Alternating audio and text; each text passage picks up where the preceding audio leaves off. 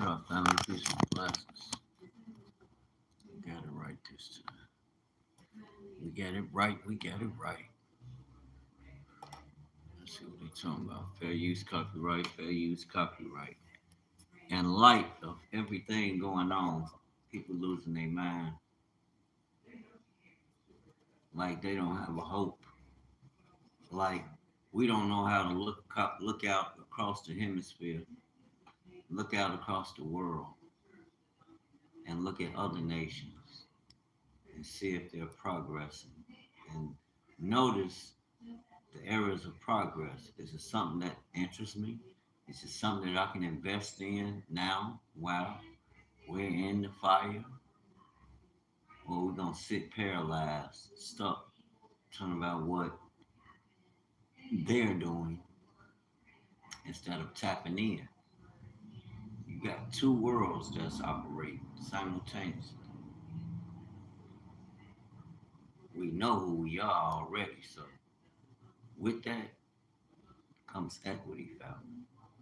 And that's built on the word. And everything he created, he said it's good. Now, you prove it. Prove that it's good. Don't worry about what nobody else talking about. And these solutions I want to share comes from Burkina Faso. Africa is rising. You can't afford not to pay attention to Africa. It's not feasible in this day and time. It makes sense. Economic sense, secure sense. You want to secure you and your family? Well, you need to learn how to understand the law. You don't need to learn how to understand, but we need to understand that the law governs all things. And as that country grows, we know it's a provider of major natural mineral resources. Yes, and that's a guarantee no loss. You know what I'm saying? Because they have the products, they can produce it, and you can invest in the infrastructure bill. They're building now. They're getting a lot of business partners from major nations that's investing and seeing this. And they're building their military might, they're building their governmental structures stronger. And you can see the results. Take a walk with me. Let's check it out. I can truly imagine how much your suffering must really be to have to imagine. What can reality be? What's a lie? You hear all kinds of news. You suffer more than those in the country. But I think that God's will, this evening we have a few minutes. We will have, in any case, exchange freely on many themes. Very recently, the feeds of African people were filled with good news. The government passed a law stating that if your company earns more than CFA 5 billion, approximately $8.8 million, you must build your headquarters within Burkina Faso. However, more details are now surfacing that prove this not only changes things in Africa, but also in the West. For decades, companies made billions from African soil while living somewhere else. Now, Burkina Faso has said enough. If you profit here, you belong here. If you take from our land, you build on it. It's not a protest, it's a blueprint. But why is the West so worried since the news? Let's find out.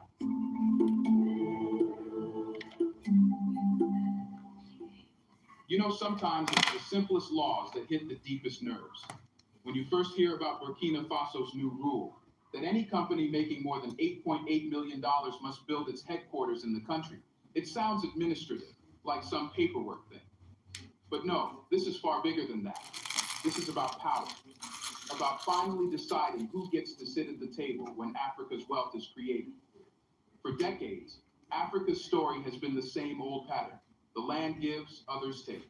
The gold comes out of African soil, but the profits fly to London or Toronto.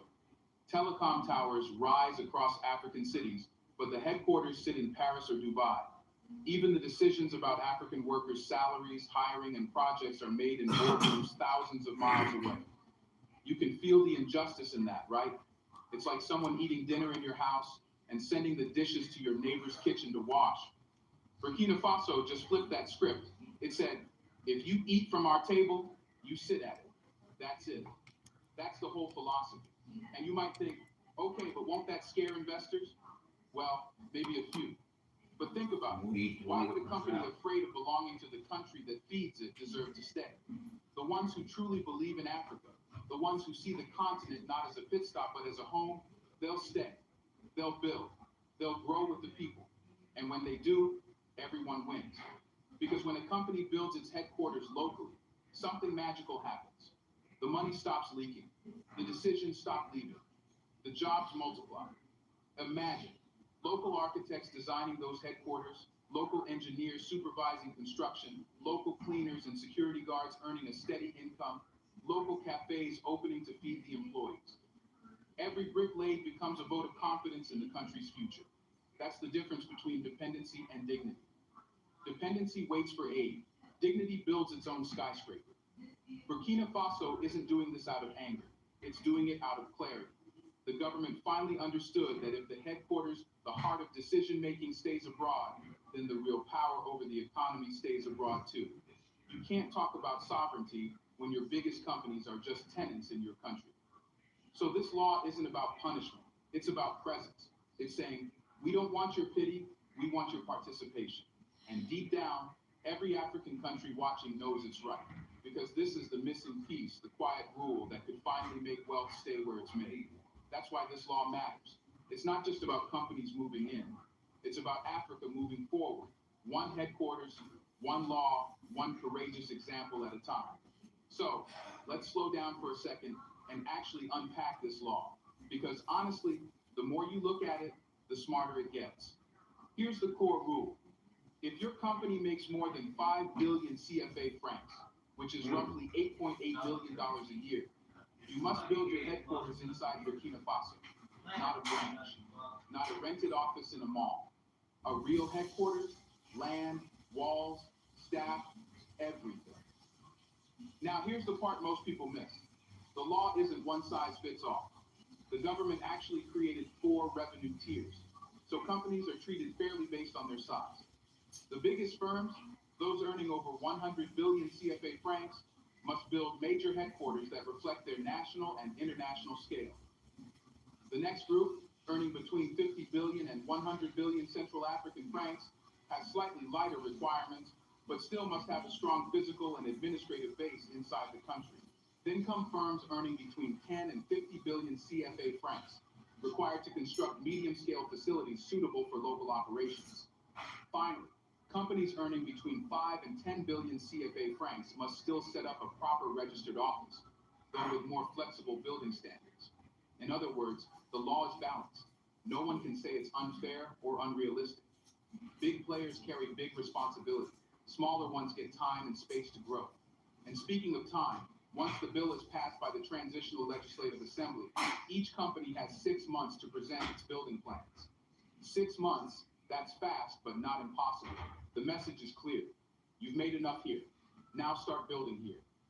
But the genius lies in the design. See, the Ministry of Urban Planning and the Ministry of Finance will work hand in hand.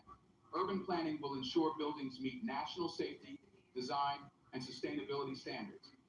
Finance will step in with tax incentives on construction materials, encouraging companies to use local cement, steel, and glass, all locally made. So, this isn't just about new buildings. It's about fueling local industries. And the best part? Local authorities have been instructed to fast-track permits. No more endless waiting. The government knows that progress dies in paperwork, so it's cutting the red tape before it can strangle the dream. Now think about what happens when this rolls out. Cities like Ouagadougou, Bobo-Dioulasso, and Koudougou could see entire business districts emerge over the next few years. Empty lots turn into headquarters. Jobs open up, new roads are built, cafes, transport services, and tech hubs all grow around those new offices. This isn't just law, it's an urban strategy, it's economic architecture. And here's what's to love. The tone of the government isn't harsh or controlling. It's confident but cooperative. It's basically saying, we're not pushing you out. We're pulling you in. Because the truth is, Africa doesn't need more companies visiting. It needs companies to live. And this law ensures that from now on, anyone who profits from Burkina Faso must be part of Burkina Faso's story.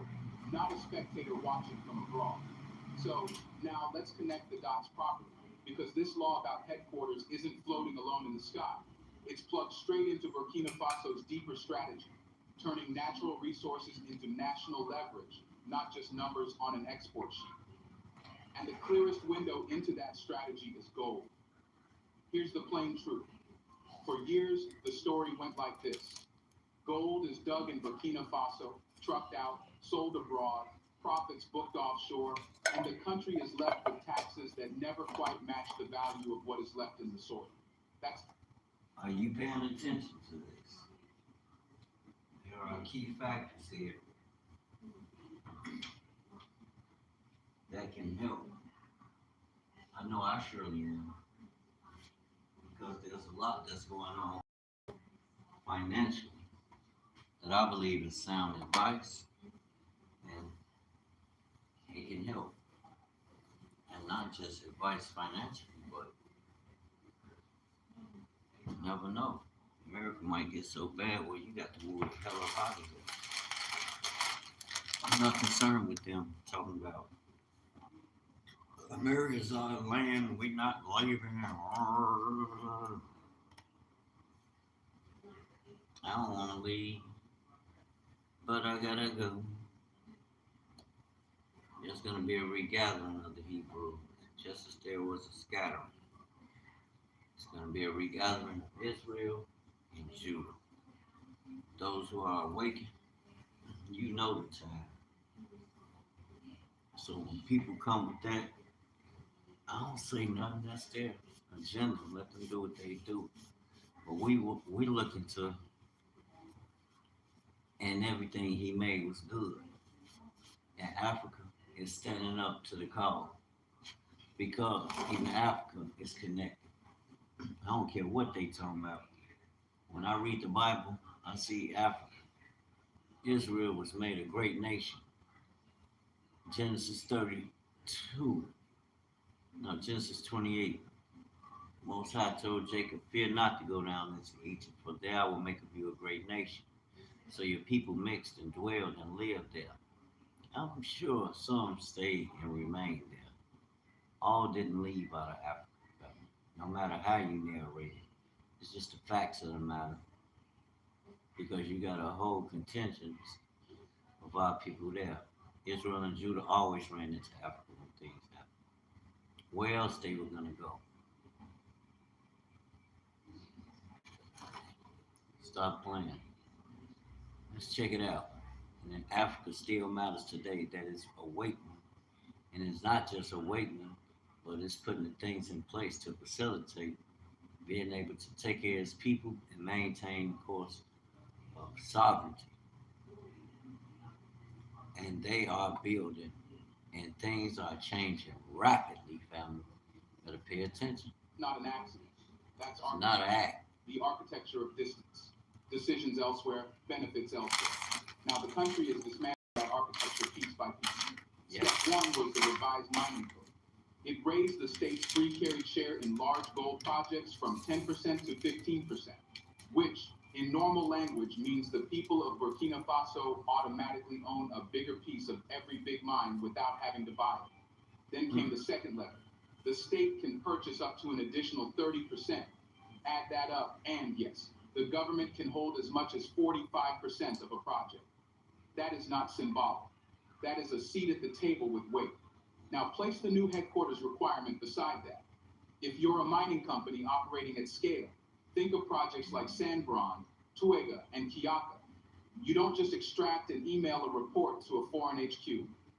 You base yourself here. Your compliance team is here. Your finance department is here. Your procurement is here. Your executives are here answering questions. Suddenly, royalties are not abstract. Environmental obligations are not distant clauses. Community agreements are not PR lines. They're neighbors knocking on your office door. That proximity changes behavior. When HQ is abroad, local content can shrink to a nice paragraph in a sustainability report. When HQ is in Ouagadougou, local content becomes supply chains, trucks hired locally, catering sourced locally, uniforms stitched locally, labs serviced locally, and welders trained locally. It's the difference between a budget line and a boulevard full of businesses feeding off a mine that finally acts like a part of the economy, not a bubble inside it. And listen, this isn't about scaring miners away. It's about aligning incentives. If the state can own up to 45% and the company must live where it earns, then both sides suddenly want the same things: reliable power, strong roads, fewer delays, better security, faster permits, because both sides suffer when the system is weak. That's how policy becomes partnership. Not because anyone is being nice, but because the math says so. There's another layer here we don't talk about enough: information sovereignty. When CFOs, geologists, and legal teams sit in Burkina Faso, the state doesn't chase data across borders. It can audit accurately, price risks honestly, and design smarter taxes because the real operational truth lives inside the country. No more policy by guesswork. No more negotiating against a spreadsheet you can't verify. And yes, this creates a runway for the future. If Burkina Faso wants more local processing over time, more value added before export, more technical jobs, more metallurgical skills, it's far easier to demand that when the decision makers live across town, not across oceans. You start with ownership shares in headquarters. You build toward beneficiation, engineering capacity, and genuine industrial depth, step by step, law by law. Let's pause for a second to say big thank you to the Black Culture Diary community, where Black voices, stories, and legacies are preserved and amplified. I always check this channel out because it stays up on information that's relevant, that's inspiring. It should inspire people. It should light that spark. Burkina Faso can do it. What's stopping you? You can start right where we live. You know what you need to do. And if you don't, go and check out how they're built, what mindset they're moving in. Their hearts are towards God, the people, and the land, and its resources. And they're using them in a righteous manner. To me, that's biblical. That should be the foundation. Because if we, being his children, and we build anything, why not on the word that's already established? It establishes an instruction for us as an assembly, not a church, dealing with a kingdom. This kingdom is eternal. Imagine it in your mind, so it will be in your heart, and practice it. But you got to study his word. You can't listen to religion. The Messiah did not come. Christ did not come to start a religion. No, he didn't. He walked this land too. That everybody act like they understand it. Man, look, we're the carriers of the scepter until Shiloh comes, right? And unto him shall the gathering of the people be. Listen. So that means you have power right now to operate servants of Yahuwah. That's how we see the divine in you. Bring it out. Bring it out. By becoming a member, you're not just supporting the channel, you're becoming part of a powerful cultural movement. Let's continue.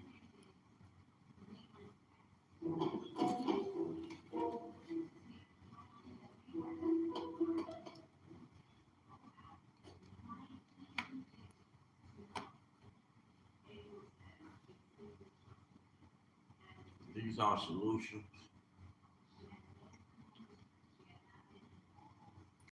And I know a lot of us gonna be like, I ain't moving to more Africa. I wouldn't move.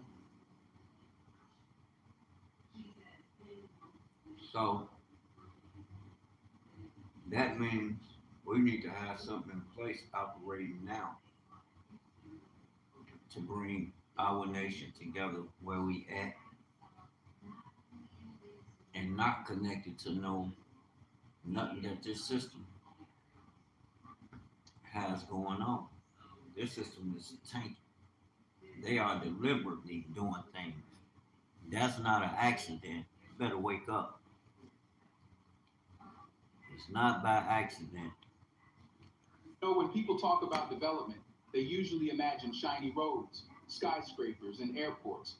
But what if true development starts from a single rule that makes everyone build together? That's what Burkina Faso is doing. This law isn't just about making companies register headquarters. It's about rebuilding the soul of the country, brick by brick. Let's picture it for a moment. A company that's been operating in Burkina Faso for years, maybe a gold exporter, a bank, or a telecom giant, now has to set up its main office in Ouagadougou. That means architects are hired, engineers start designing, construction workers show up on site with hard hats and blueprints, local suppliers deliver materials, food vendors park nearby to feed them lunch. Every day, hundreds of Burkinabe wake up knowing they're part of building something that will stay. And that's the point, permanence. See, the problem with foreign investment in Africa was never that investors came. It's that they never stayed. They built wealth, not roots. But when a company builds its headquarters in Burkina Faso, it's forced to settle, not just physically, but morally. Its success becomes tied to the country's streets, schools, and neighborhoods. That's how patriotism is born, even in business. Now think of what happens to cities. Headquarters aren't just offices, they're magnets for life. Around every new building come coffee shops, small restaurants, tech repair stores, stationery shops, banks, taxis, and even art galleries. One corporate tower can create a whole district. It brings with it a new skyline, but also a new rhythm. The government understands that. That's why this law works hand in hand with the Ministry of Urban Planning. They want the headquarters to be more than functional boxes. They want architecture that reflects Burkinabe pride, sustainable designs, green spaces, and modern structures that make people say, yes, this is us. And it's not just about Ouagadougou. Cities like Bobo Dioulasso and Koudougou will see a ripple too. Because once you have companies headquartered there, local governments have a reason to build better roads, fiber networks, and public transport. The infrastructure will chase opportunity. That's how nations modernize, not through imported loans, but through self-triggered growth. And if you look closer, you'll see something even more powerful. Each building, each construction site becomes a classroom. Young people learn real skills, carpentry, engineering, design, and urban planning, all by being part of this wave of building. That's knowledge that stays, even after the project is done. You see, this isn't just economic reform, it's psychological repair. It's giving people the feeling that their hands are shaping their own future, not someone else's balance sheet. So when the first glass headquarters rises above Ouagadougou's horizon, people won't just see an office. They'll see proof that the future is being written in Burkinabe concrete, not foreign contracts. And maybe, just maybe, that's the beginning of a new kind of pride, one you can literally walk past every morning on your way to work. Here's a reminder to please like and share the video and subscribe to our channel to watch more videos on Black culture, history, civilization, and identity. Let's continue now. Here's the thing. Oh, I'm sharing this, bro. It's got to go out now, Kingdom. But in the grand story of Africa, it's a must shockwave. go out. It's like throwing a stone into a still Need lake this type of and watching the information. This ripples is travel what's far important. beyond where the stone fell. And those ripples are already moving across the continent. African nations are watching, quietly, curiously, Doing a maybe thing. even a little enviously. They know how to do Because it. this one move, Better this get off simple that rule envy about and headquarters, get in line. has exposed something everyone knew Burkina but who dared Faso, to the face. rest of Africa. Africa produces wealth for the world, yet houses none of its decision makers. The profits go north, but the poverty stays south. And now Burkina Faso is rewriting that reality, and it's doing it without arrogance, just logic. The logic that says, if a company extracts from our soil, it must also invest in our soil. If you mine our gold, you build your office here. If you sell to our people, you employ them beyond the factory floor. You can't keep living in Africa's wallet while sleeping in Europe's house. And the brilliance of this, It's contagious. Imagine if Nigeria decided to follow suit and told all oil Gotta companies do headquarters must be in Lagos.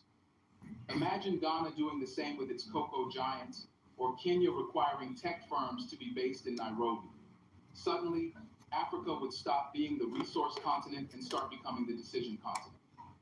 That's what Burkina Faso just started. The mindset that ownership is not about control, it's about closeness. It's about saying, we don't want to chase our money abroad anymore. We want it to live next door. And you know what's funny? The West can't really argue with it, because this isn't a rebellion. It's not nationalization or expropriation. It's a simple administrative reform, but one that hits at the foundation of inequality. Burkina Faso didn't raise its fists, it raised its expectations. And that's far more dangerous to the status quo. Even African youths across social media have started talking about it. You'll see posts saying things like, if Burkina Faso can do it, why can't we? That's how movements begin, not from politicians, but from pride. A new generation of Africans is tired. Heck yeah, because I'm taking it to mine towards everything that I'm doing. That's that drives a newness. But mine is founded on the word. And now that I see, yes, it's gonna help to facilitate what should have already been in order. Me coming out of the world and what I already know and have been doing and have receipts for. I ain't gonna even get into the specifics of it, but if you know me, y'all know what I'm on. Y'all see me. But yeah, that's a breath of fresh air that we needed. That ain't nothing but God. Of outsourcing everything, even dignity. And that's where the real power of this law lies. It's not in the paperwork or the penalties, it's in the example. It shows that Africa doesn't need to wait for anyone to sign off on its progress. One government, one leader, one idea can start a continental chain reaction. Someday, when people look back, they'll see this law as more than policy. They'll call it what it truly is. The moment Africa stops renting space in someone else's story and starts building its own headquarters in history. Now, let's be honest. No bold move in Africa ever comes without noise. Whenever a country starts to stand up for itself, the same old chorus begins. You know the one, oh, this will scare investors. This will So, hurt the economy. Black This is people too go risky. invest. It's almost predictable. We need to get The our same money voices together that and stayed go over there and silent when invest Africa's and wealth was produce. leaking out are suddenly worried now And that get it's their staying ass in. in line. They see Burkina us Faso's going. government knows what's coming. I wish There'll I be had pressure, some brothers who both could loud go and over there, quiet. Some but they companies don't want might to go threaten to there. leave. Some Western media outlets will. Straight up. A lot of us don't want to go. A lot of people were ass talking about some, we Americans, we can stay here and build and whoa. Let me tell you something, what comes with that. You go, because first of all, you don't have a military to fight what's gonna come over here and stake their claim. You can call it a conspiracy or whatever you want, but there's such things as bonds. You have bonds for real estate, you have bonds for basically every aspect of life. And that gives other nations the opportunity to invest in infrastructure and everything. That's why you have lobbyists going to your politicians and doing business. They're able, like Trump did that, what is it, $500 billion deal with Japan? Well, we are.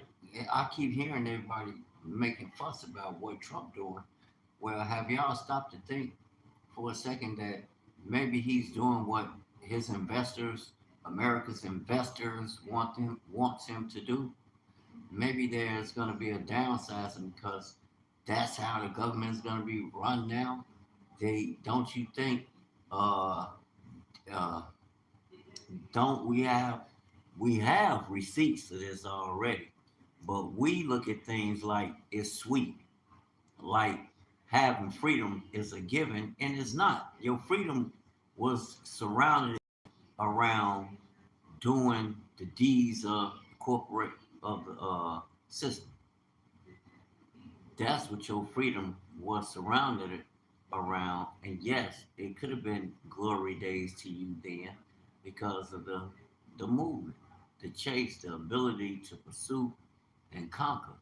And at the same time, you can expand and extend your hand in other investments.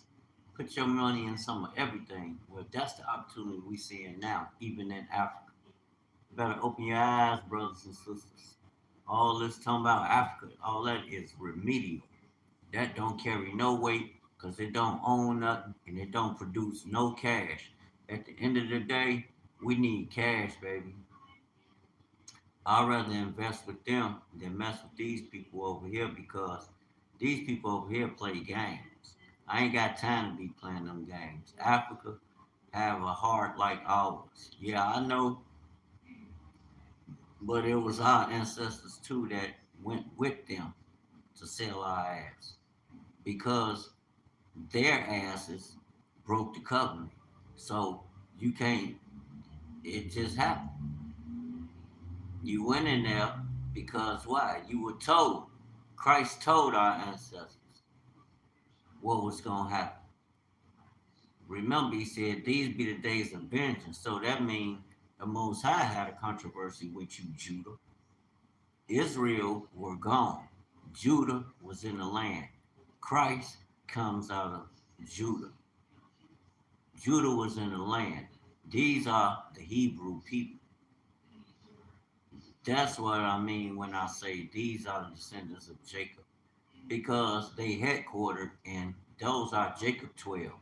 Now some of the sons did go along with the northern tribes to form Israel. That's the kingdom, the eternal kingdom of the Most High. That's why when Judah, the servant, the king, came, the word came out of Judah, he went looking for who? The lost sheep. But he was moved by faith. And then the father had gave him his instruction. And that's when things shifted. That's when he said, go and make disciples out of all men. And his 12 disciples went to make prophets out of make disciples out of all men. Not just looking for Israel, but for all men. That's written in the Testament. I hear a lot of people saying the New Testament is not this or that. I'm not, I don't care.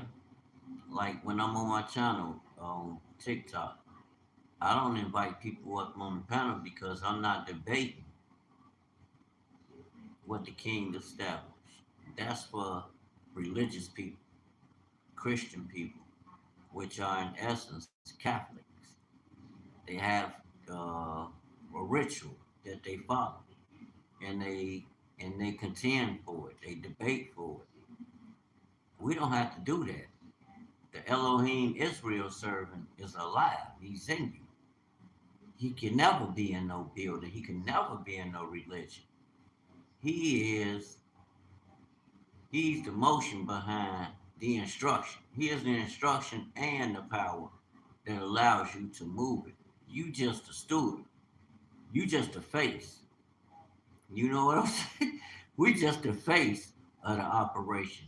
Now you can move in obedience with him and you will see and understand what I'm saying because his words are life, meaning there's action to them, you know, or you could be religious and your religion is Catholic. So that's why your uh, Baptists and all these other Christian preachers go and check in with the Pope. The Pope heads, they all check in.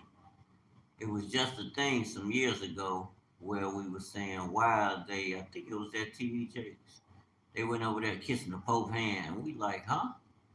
Look it up. I believe he had that purple robe on with the gold paps going around his, gold girdle going around his stomach, a golden girdle. I don't know if he had the paps on going, yeah, I believe going across his chest, his shoulder. Hmm. But they all went and checked in with the Pope, and we was talking about it. We had a lot of talk about it. So I understand, but you have to know that their religion do not represent what's written in that book. The book is not a religion. Christ did not get along with your Christianity nor your Judaism. Remember, we worship in the temple. Solomon built a temple, and then during Nehemiah's time, another temple was built. So you got to open your eyes and see.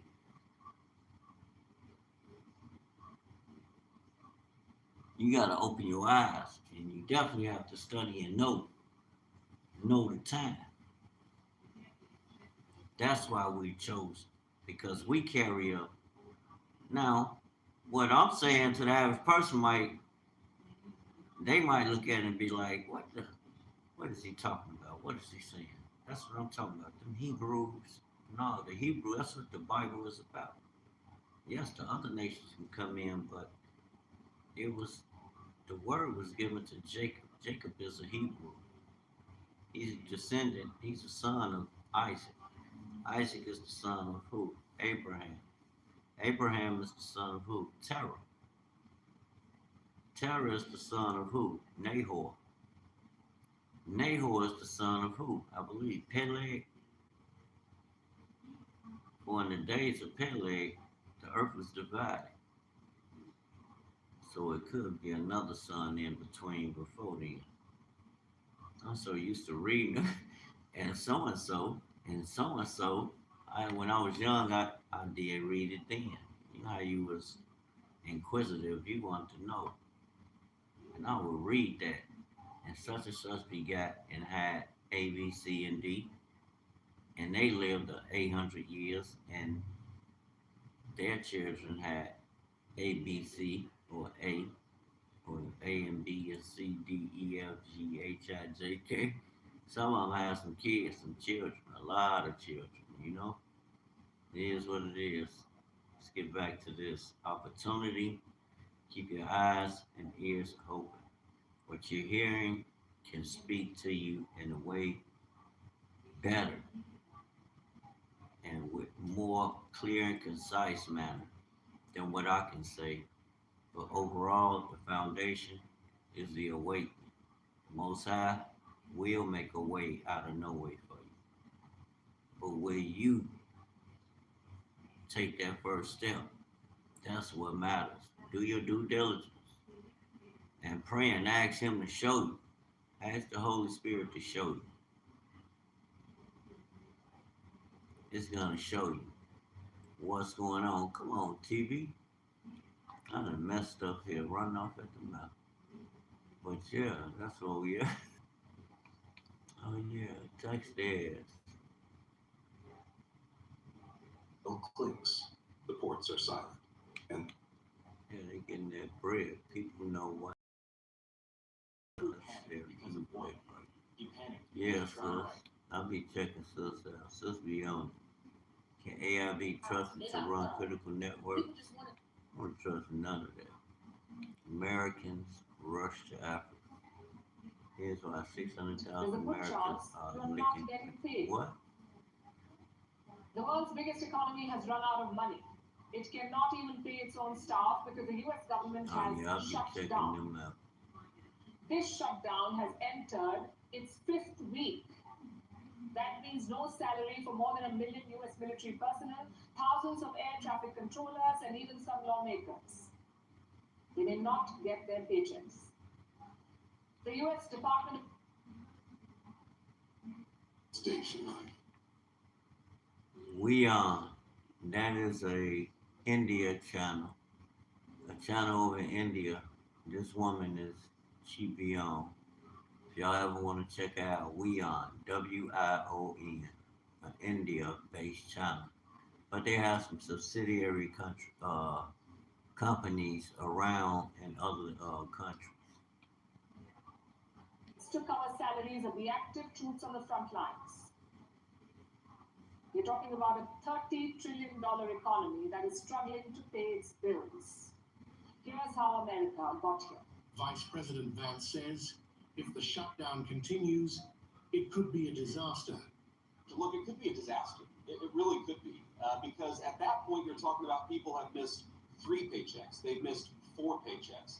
How many of them are not going to show for work? These guys are doing heroic things to make it work as well as it possibly can. But every single person that I talk to a word, they are worried that the delays are going to reach a point where it makes it very, very hard for the American people to fly.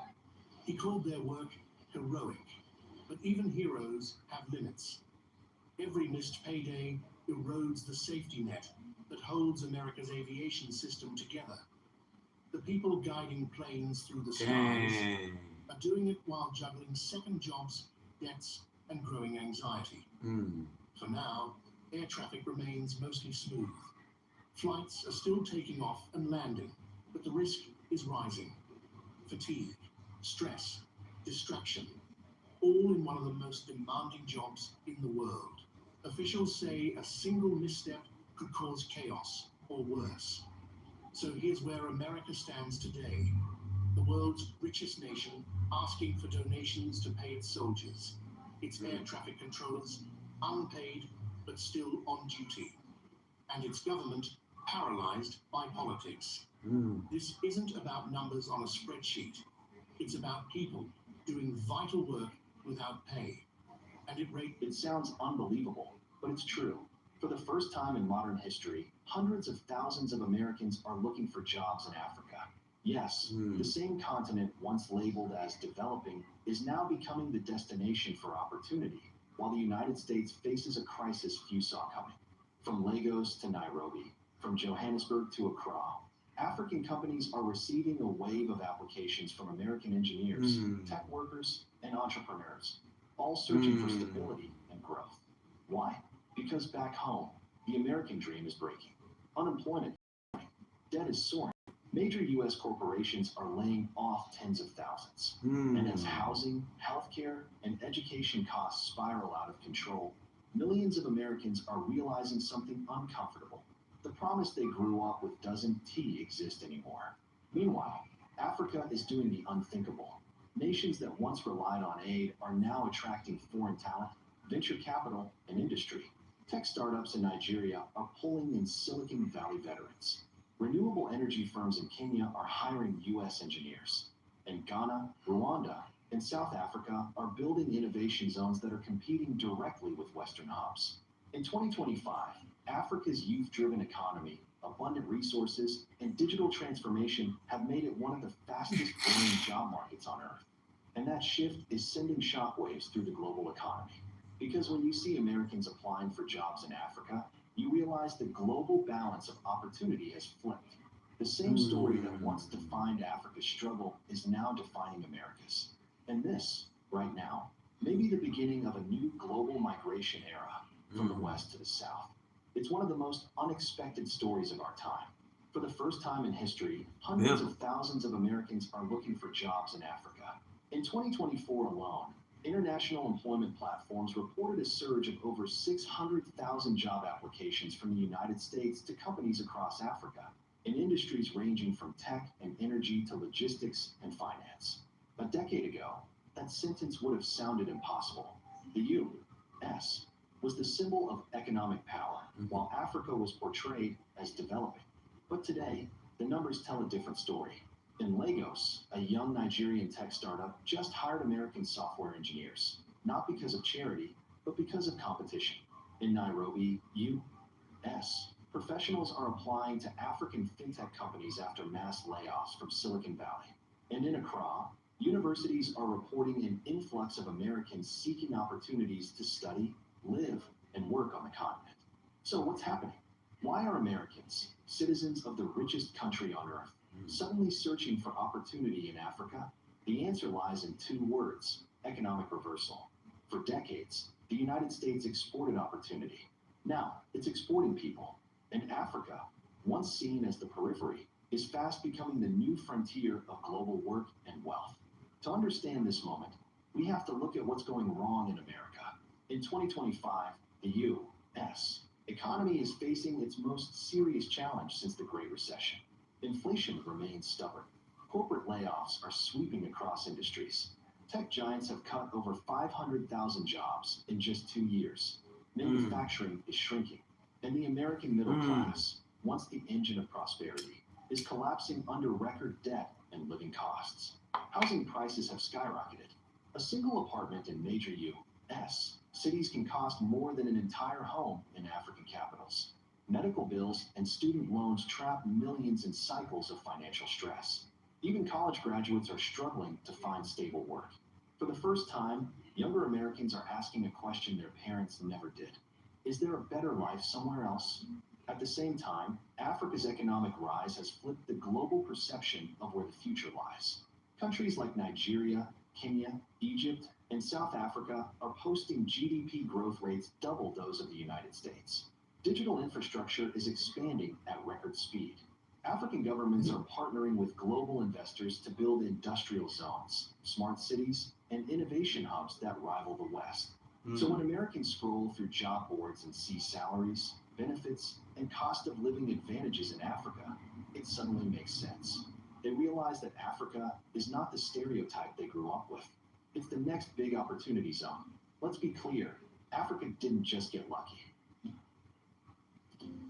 SoFi is helping me get my money right to achieve my ambitions, like earning more money on my money side.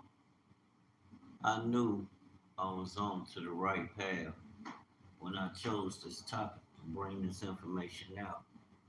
And you can look the numbers up yourself, but there's so many videos from talking about it. They're analyzing, they're doing their logistics. America has to also brace itself because just the thought, come on family, then look at the spirit on the people right now. Look at it, all that's being brought to the forefront of black people. Man, this is catastrophic. This is pandemonium. This is what's that song Rick Ross had, Pandemonium? It's pandemonium, family. Lord, why they got these videos like this? Women, y'all can't be coming on here like that.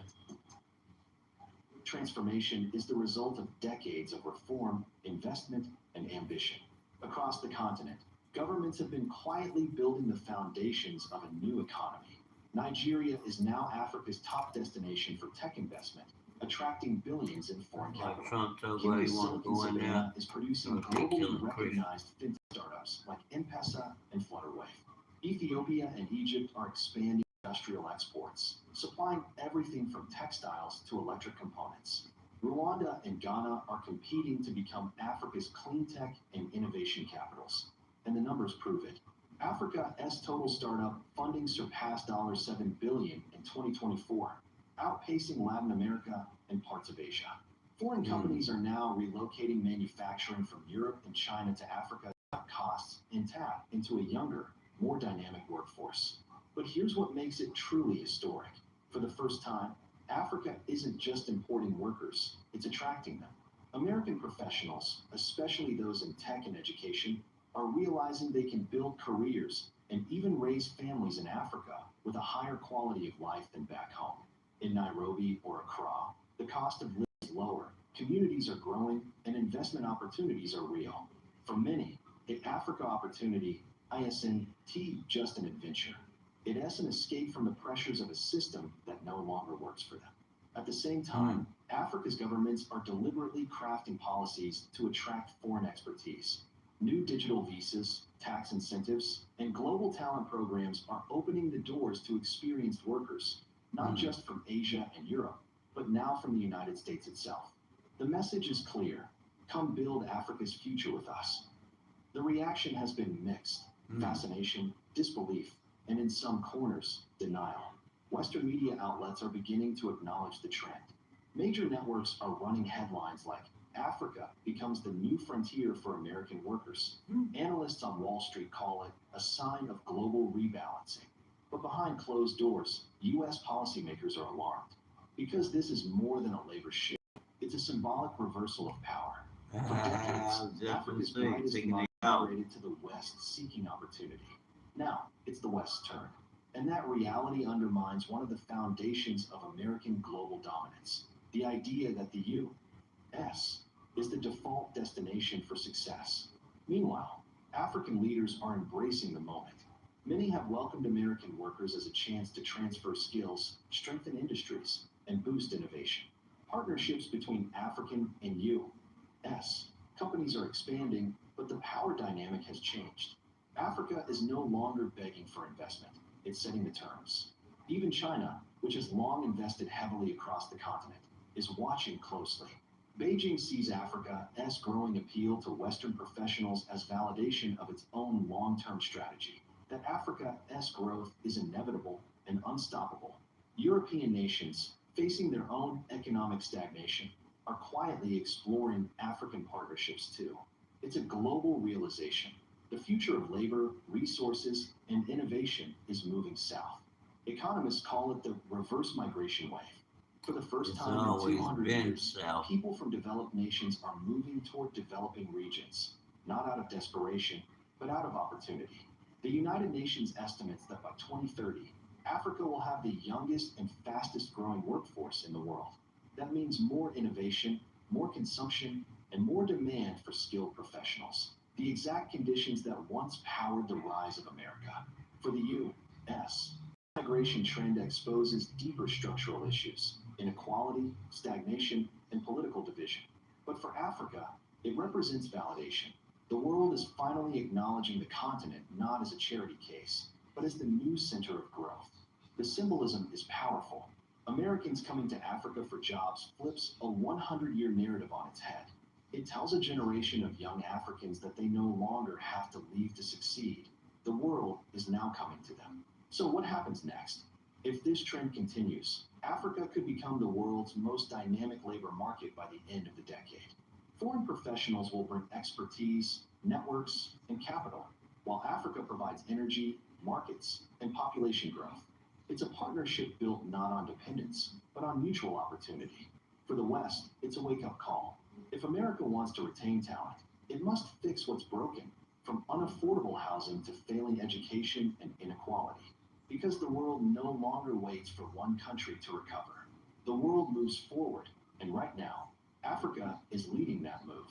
The irony couldn't be clearer. The same continent once written off as the future of tomorrow is now the place where tomorrow is being built.